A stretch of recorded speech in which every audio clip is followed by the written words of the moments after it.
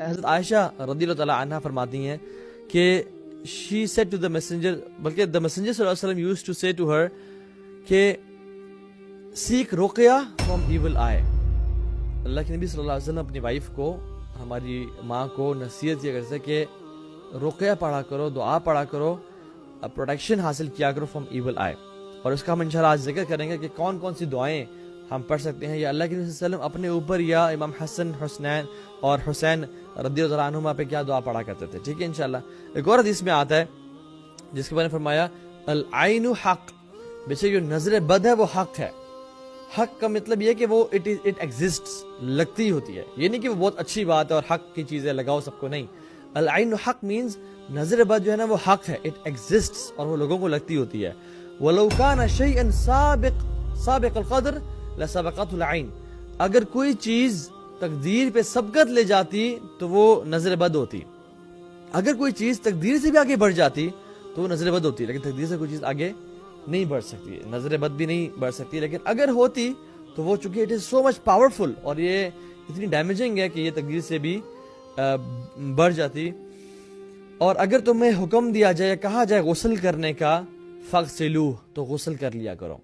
اب یہ اللہ کے وسلم سولوشن بتا رہے ہیں جو کہ ہم بعد میں ذکر کریں گے کہ جب تمہیں کہا جائے یا ریکویسٹ کی جائے غسل کرنے کی تو تم غسل کر کے اس کا پانی اگلے کو دے دیا کرو. اس کے بارے میں ہم کیور میں انشاءاللہ بات کریں گے کہ اللہ کے وسلم نے ایسا کیوں فرمایا.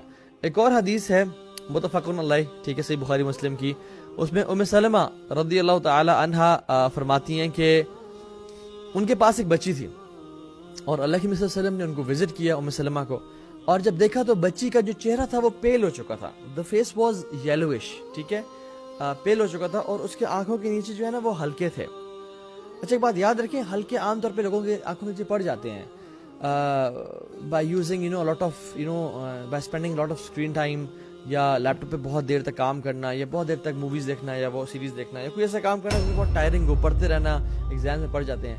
لیکن فیس کا پیل اور یلوش ہونا، دس از این ایب نارمیلٹی. ٹھیک ہے، تو جب یہ دونوں کمبائن ہو جائے نا ایک انسان میں کہ فیس بھی پیل ہے اور یلو ہے اور آنکھیں بھی اس کے ہلکے پڑ گئے ہیں، کبھی کبھی انسان کے رو کے بھی ہلکے پڑ جاتے ہیں، لیکن اس کے ساتھ فیس بھی اگر پیل ہو جائے تو دس شوز این ایب نارمیلٹی.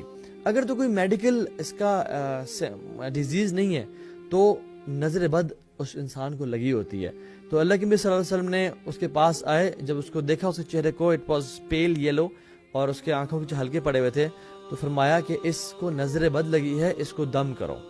اور ہم آج دم کے بارے میں بات کریں گے. دم شریعت میں بولتے کس چیز کو ہیں اور اس کو کیا کیا پڑھا جاتا ہے انشاءاللہ اس میں. ٹھیک ہے، ایک اور حدیث میں آتا ہے رسول اللہ صلی اللہ علیہ وسلم نے فرمایا کہ نظر بد اونٹ کو اپنی ہانڈی تک اور ایک انسان کو قبر تک پہنچا دیتی ہے. اونٹ کو ہانڈی تک مینز کہ وہ اونٹ کو جب نظر لگتی ہے تو اونٹ جو ہے نا تڑپنے شروع ہو جاتا ہے اور لوگوں کو اس کو ذبح کرنا پڑ جاتا ہے، اور وہ اس کو گوشت کاٹ کے وہ ہانڈی تک آ جاتا ہے. مینز ایک اونٹ بھی تڑپ جاتا ہے اور وہ مر سکتا ہے اور لوگ اس کو ذبح کر لیں تاکہ وہ ہانڈی میں آ جائے ہانڈی تک، اور ایک انسان کو اسے قبر تک پہنچا دیتے ہیں. مینز وہ انسان کی جو نظر لگتی ہے وہ اتنا اس کی لائف ڈسٹروائے ہو جاتی ہے اور وہ اس کو اس کی صحت اتنی ڈیٹوریٹ ہو جاتی ہے کہ وہ اپنی قبر تک پہنچ جاتا ہے. ایک اور حدیث ہے اس کی جو اس کی صحت میں کچھ کلام ہے، وہ یہ ہے کہ میری امت کا 1/3 حصہ نظر بد کی وجہ سے اپنی قبر میں پہنچے گا. ٹھیک ہے، اور اس طرح کی مختلف جو ہے نا وہ جو ہے نا اس طرح کی احادیث ہمیں ملتی ہیں جو کہ نظر بد کی انٹینسٹی پہ دلالت کرتی ہیں کہ how evil and how strong it is. ٹھیک ہے، کہ بہت سارے لوگوں کو اپنی قبروں تک یا بہت ساری لائف کو ڈسٹروائے جو کرے گی وہ نظر بد کرے گی. ٹھیک ہے، اب یہ دیکھ لیں کہ حسد کتنی بری چیز ہے، حسد کتنی بری چیز ہے. آپ یہ دیکھیں سبحان اللہ، سب سے پہلا جرم اور سب سے پہلا گناہ جو کیا گیا اس دنیا میں، قابیل اور حابیل آدم علیہ السلام کے جو بیٹے تھے، کس وجہ سے ہوا؟ حسد کی وجہ سے. قابیل نے حابیل کو جو قتل کیا وہ حسد کی وجہ سے کیا.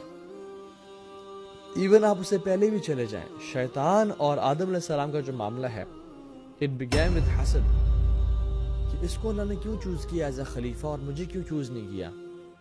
یہ کون ہے جو جمعہ 8 دن ہوئے ہیں یہ آیا اور مجھے بولا جا رہا ہے جو میں ہزاروں سال سے عبادت کر رہا ہوں اور فرشتوں کو کہ اس کو سجدہ کریں. Who is he؟ انا خیر منہ خلقتنی من نار وخلقتہ من طین، میں سے بہت بہتر ہوں، مجھے اللہ نے آگ سے پیدا کیا، اس کو مٹی سے پیدا کیا، میں کیوں سجدہ کروں اسے؟ تو وہ کیا جیلسی اور حسد سے شروع ہوا. یہ بات یاد رکھیں اس انسانیت کی. اور یہ جو سارا چلا سب سے پہلا گناہ جو ہے نا وہ حسد سے شروع ہوا. اور جو نظر بد کا جو کور ہے نا وہ حسد ہے. جو کور ہے, جو اصل ایسنس ہے نا جس سے نظر لگتی ہے وہ حسد ہے.